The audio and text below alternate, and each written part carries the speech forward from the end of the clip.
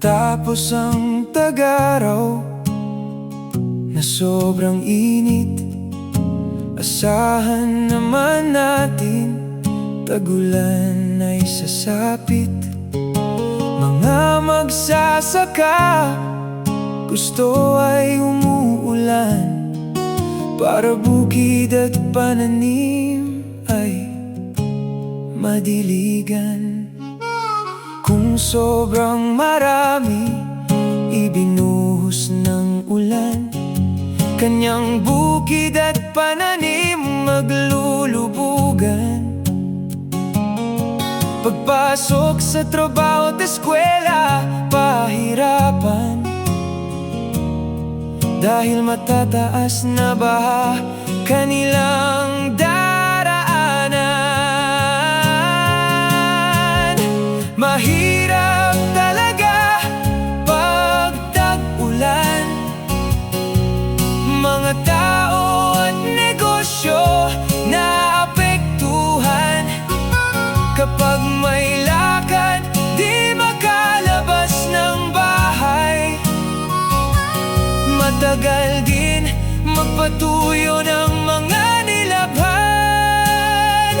Mga paninda sobrang matumal.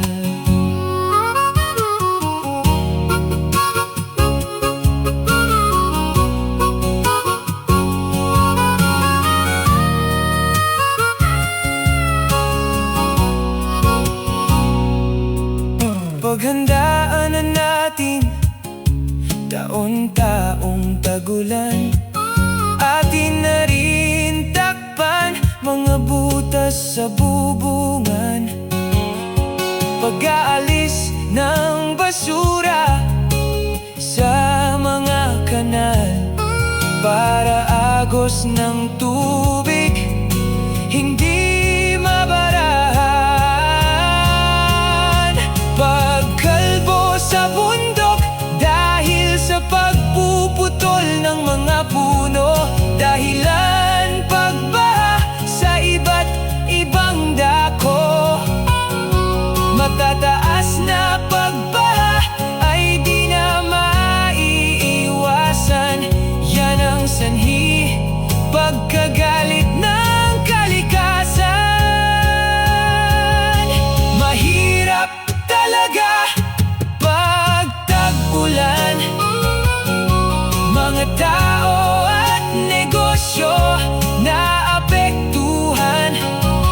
Kapag may lakad, di makalabas ng bahay. Matagal din magpatuyo ng mga nilabhan.